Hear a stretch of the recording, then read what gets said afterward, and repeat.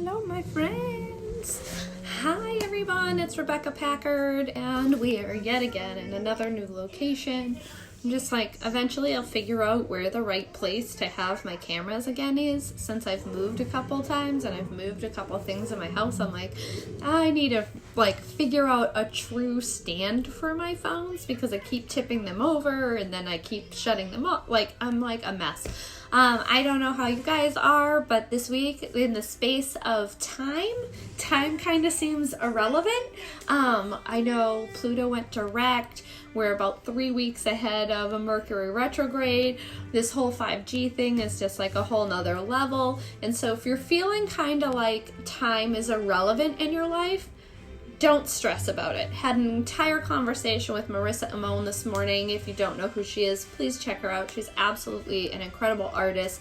I do New Moon with her, and she does meditations and voiceovers, and you might have heard her on the Marie Forleo voiceover and everything for her beginning of her videos and everything.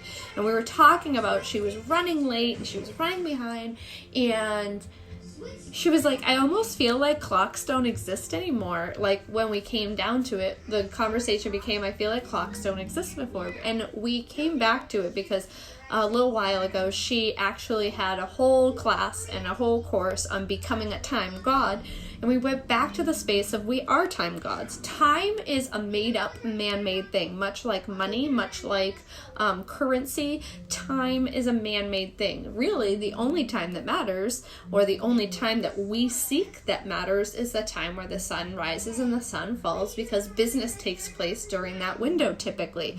Tons of business takes place afterwards. Fine, fantastic. But for most businesses, you're running during that time. And we get so caught up in the finite minutes that are quite irrelevant that we either are living in the past or we're living in the future. Well, neither of those exist anymore. So to just let it go and know that all will be taken care of and that everything is working out the way that it is. And if you're running late or maybe you're early, it's either so that you can interact with somebody you wouldn't have had the ability to interact with, or even maybe it's for you to see something that you would have missed if you weren't there at that time.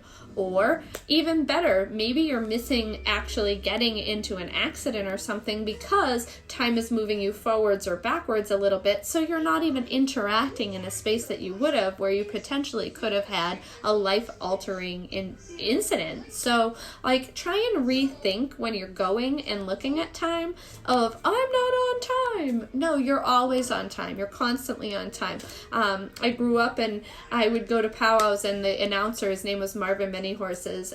He's incredible, and I loved him because he always talked about being on powwow time, because there's no such thing as time. It's irrelevant. It's made up. People would give him a hard time. They'd say, we're running late, and he said, no, we're not running late. We're running on powwow time. And so I like to live my life by that. I'm running on my time, and I'm respectful and I'm courteous of being on time when it's absolutely necessary. But when you're stressing yourself out about it, step back and be like, what's the bigger picture of this? Where's the bigger aspect of this? And so we're here to meditate. Sorry, I went off on a little rant, a little tangent, but I felt like if I'm feeling that and she's feeling that and another person I talked to today was feeling that, then clearly that's a message to be shared in a bigger way. But we're here to meditate, and so let's get to it. Wherever you are, whatever you're doing, have a seat. I'd like you to just lean into your body. Shake around a little bit. If that means rolling your shoulders, roll your shoulders backwards, forwards. Just feel into the space that is your physical being, your meat suit, I like to call it. Some people don't like it when I say that. They're like, that's kind of over the top, but that's what I like. It makes you really lock into that space of your being. And so just feeling yourself on the floor, with your feet on the floor, or your sit bones on the floor. And as you're taking some breaths, quickly, I'd like you to envision 7 of your most favorite places. See them very quickly. Don't waste time in the space of it. Just say, whether this is you saying to yourself what they are, or very quickly just envision them. And see yourself in those spaces. Feel them, smell them, see them, and then move to the next.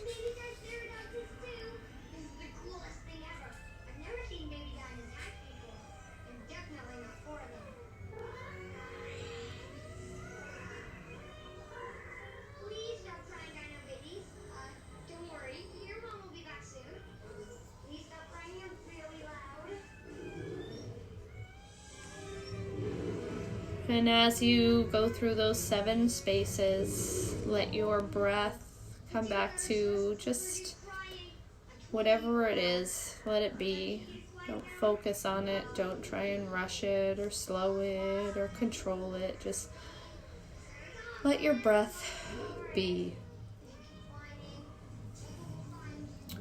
And allow yourself to show up in this space.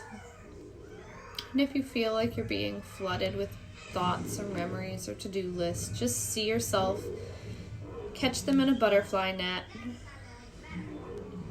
and set the net face down on the floor so nothing can escape, and say, I'll get back to you in a little while, but right now I'm busy.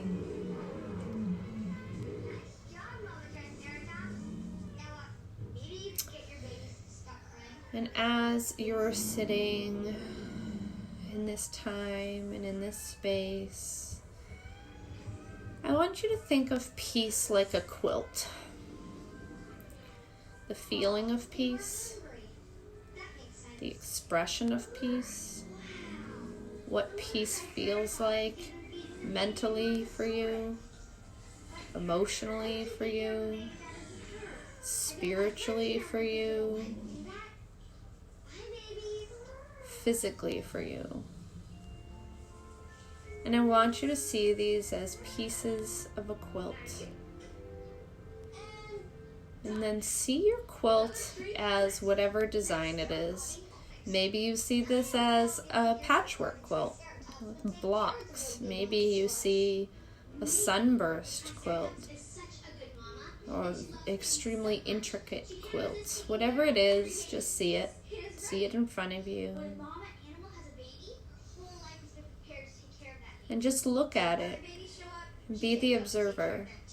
Be the observer of what this is. How it is.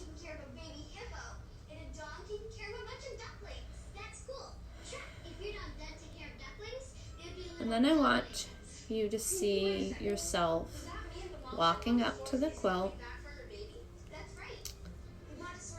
and taking the quilt from whatever it's hanging on, whether it's hanging on a quilt rack, a wall, a shelf, wherever it is, wherever it's been laid out, and picking it up or taking it to you in 2 hands and wrapping it around you.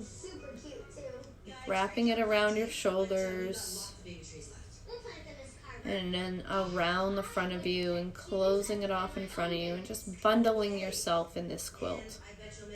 Completely encapsulating yourself in this quilt of peace. And then feeling that as peace embraces you on all levels, consciously, subconsciously, superconsciously. Just feel all of that wash over you.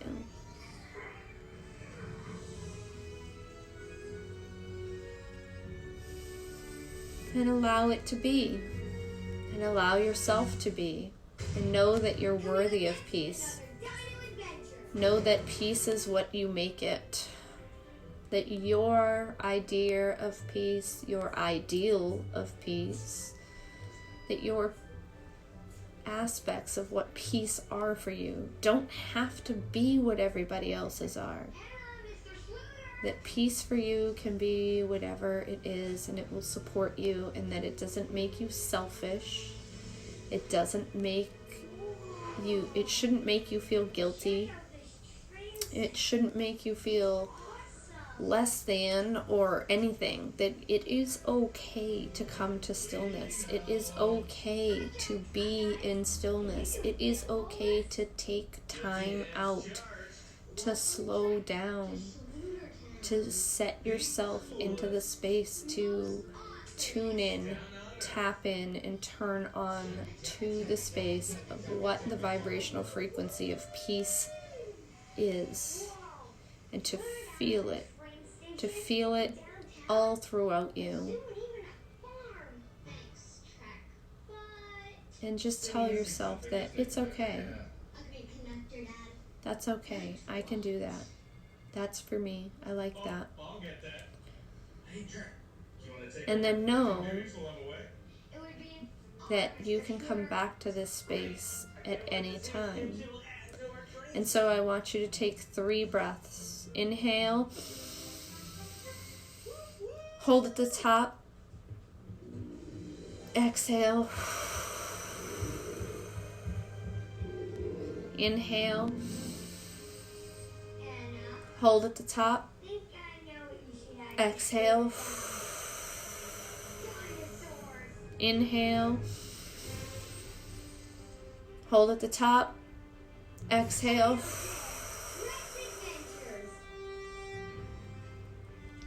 And as you lock that in with those breaths, you're locking that peace in. Know that you can return to this space merely by having the thought of wrapping yourself in a blanket.